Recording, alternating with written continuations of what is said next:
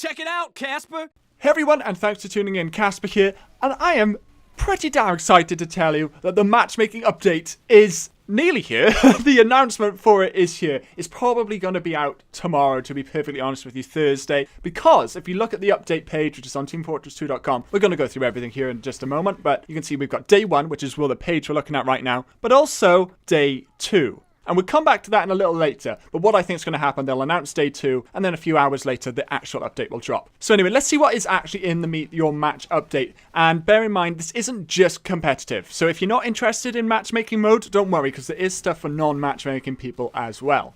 So the big stuff is matchmaking itself. There is a little video here where it's just a little funny video. It doesn't really tell you anything, but go and watch it on the website if you're interested. But here's the big bit. Competitive mode, and it's pretty much what we knew it was going to be, and they do a few times say that it is 6v6, and they never mention 9v9 or say that 9v9 might be coming later, so it's possible that we will never see 9v9 mode, but 6v6 is 100% confirmed. And there is an FAQ page link there which does show some really interesting stuff, and I'm going to look at that in just a few minutes, but let's finish off this page first. Now this is very interesting because for casual mode, they've actually added a queuing system very much like Counter-Strike Go. So if you've never played Counter-Strike Go, essentially, before you pick a game, you sort of start a lobby for you and your friends. And it doesn't have to be you and your friends. You sort of start a lobby when you're going in alone as well. And then basically you select the game mode you want to play. So you'd select Koth, payload, whatever. And then you and anyone who's in your lobby, so it's up to 12 people by the sounds of it, and you all get joined into the same game on the same team.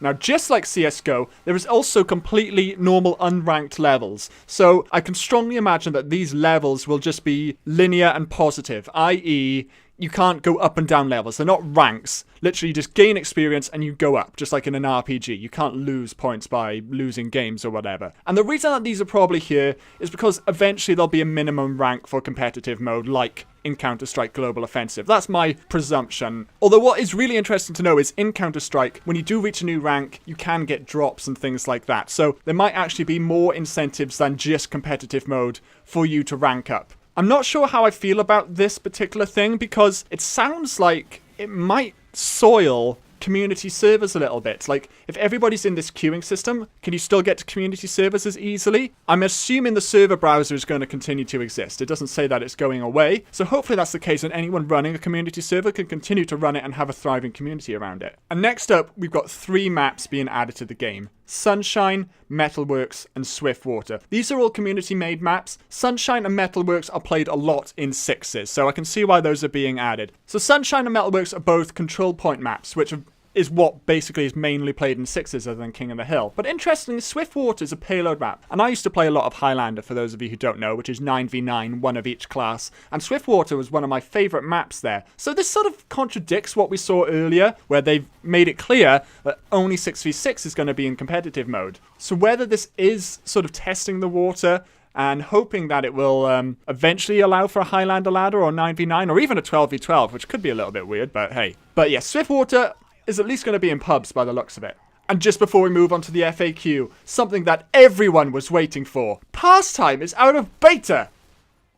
I'm, of course, being a little bit condescending there. I do apologise. I personally don't like this mode, but it's great that it's out of beta. Hopefully that means it's going to have a few more refinements. Maybe we'll find out about those on day 2. But I can see, interestingly here, there's 2 new achievements. Jackpot 10. I'm assuming that's score 10 goals or something like that. But there's also Tune Marasmus's multi-dimensional television. Now, as I said, I haven't played a lot of Pastime, so whether this is related to one of the maps already, then it will make sense. Now, if this doesn't mean anything to anyone, then let's assume we're getting a new map or a new mechanic for Pastime. So here we are on the FAQ, and the juiciest bit of this FAQ is the new rank symbols. Now before they all sort of look like medals, now they're very unique. They're a unique design. It doesn't look like anything else that's in the game. So those are really cool. To be honest, these don't seem quite as coherent as the Counter-Strike Go ones. They sort of go 1 star, 2 star, 3 star, 4 star, etc. And then you go up to like a different color and then it's like 1 star, 2 star, 3 star again. Which sort of makes sense. You can follow the path. If somebody showed me this one,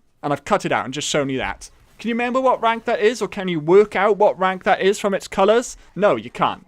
And it was rank 10 for the reference. Now, I don't know if maybe they would add colors later on or tweak the names. To be honest, these probably never change. But they do look pretty damn cool, if I do say so myself. Everything else is pretty much as you'd expect. You've still got the gold, silver, and bronze medals for doing certain scores throughout the game, and you've also got lever penalties, which is what you'd expect. Now, accessing competitive mode, you have to be a premium account, and you have to have your telephone number tied to Steam. And this has to be a real telephone number. And if you don't have a telephone number, good news, you can still get into competitive mode by paying a one-off fee, and this says it's a discounted rate, so it's probably going to go up in the future, of $9.99. And to be honest, if you're serious about competitive, you will get $9.99's worth out of it very quickly. I promise that. A very interesting thing here about the rules.